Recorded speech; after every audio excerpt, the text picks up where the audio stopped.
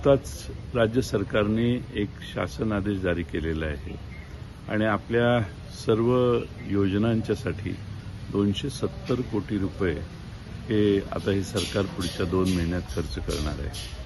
खरं म्हणजे ही शासकीय योजनांची विशेष प्रसिद्धी मोहीम आहे असं दिसत नाही, तर उलट ही निवडणुकीची प्रसिद्धी मोहीम आहे असं म्हटलं तर वावगं ठरणार नाही.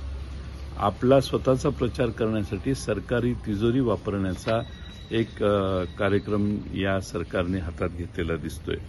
निवडणुकीच्या निकालाचा अंदाज आल्यामुळे सत्ताधारी पक्ष आता प्रचंड खटाटोपात आहे आणि येनकेन मार्गाने स्वतःची प्रसिद्धी करून जनतेच्या समोर राहण्याचं काम हे सरकार करतंय. जेवढी सत्ताधारी पक्ष स्वतःची प्रसिद्धी करतील तेवढी सामान्य जनतेच्या मनात त्यांच्याबद्दल राग वाढत जाईल असा मला विश्वास आहे. आज राज्याची परिस्थिती काय आहे? रस्त्याची एकीकडे चाळण झालेली आहे.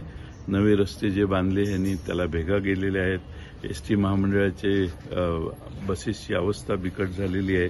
शेतकऱ्यांना वेगवेगळ्या अडचणींना सामोरं जावं लागत आहे.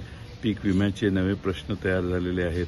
पीएचडीचे विद्यार्थी या राज्यात आंदोलन करतायत आणि हे सगळं करत असताना राज्यावर 8 लाखापर्यंत कर्जाचा बोजा गेला आहे. तरीही सरकार 270 कोटी रुपये हे फक्त आणि फक्त पुढच्या 1.5-2 महिन्यात प्रसिद्धीसाठी वापरणार आहे.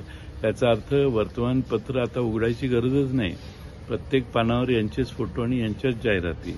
एसटीकडे बघण्याची गरज नाही, कारण सर्व एसट्यांवर आता यांच्या जाहिराती येणार आहेत. सगळ्या महाराष्ट्रात जिथं जिथं जाहिरातीचे बोर्ड आहेत तिथं टीव्हीवर, सोशल मीडियावर प्रचंड पैसे खर्च करण्याची सरकारी तिजोरीतून भावना या सरकारची आहे.